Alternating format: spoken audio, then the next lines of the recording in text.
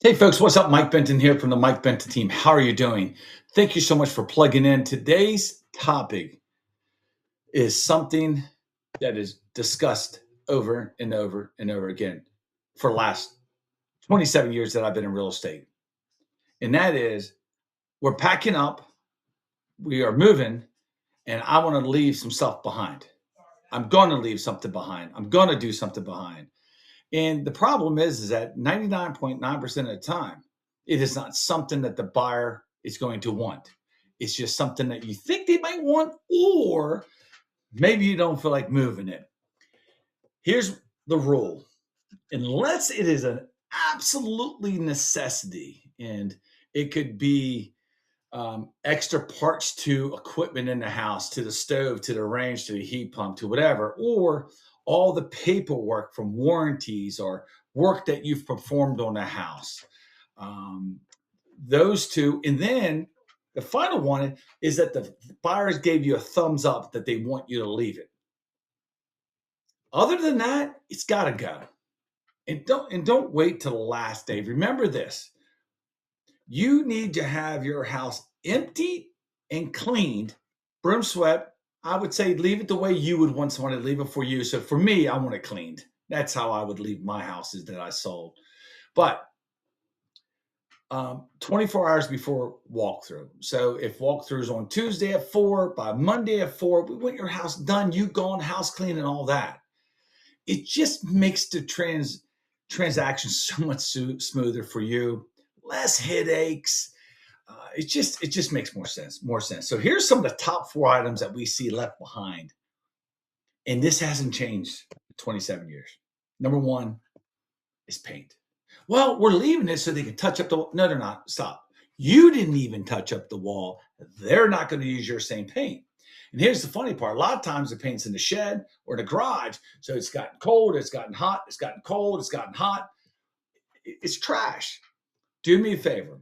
When you go to paint something in your house, or if you hire a painter, take a picture of the label, of the exact style, brand, color, everything, and save that. You can put it on a form, print it out. You can leave it to the seller. I mean, to the buyer. They don't want your paint. It's such a pain to get rid of it.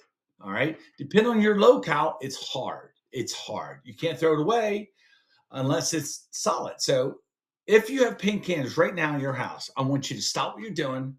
I want you to take all the paint cans, put them outside, open them up, fill them up with kitty litter, let them harden, and then dispose of them. Or check your local landfill or your different types of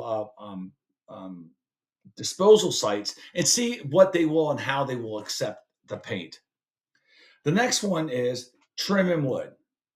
You you put new floor in your house 10 years ago and you got a piece of trim left.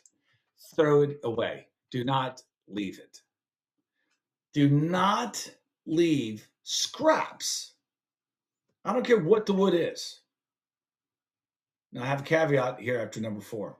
Number 3, cleaning supplies. The half bottle of detergent or the half bottle of spray, whatever that you have under the sink. Oh, they could use it. No, they're not. Stop.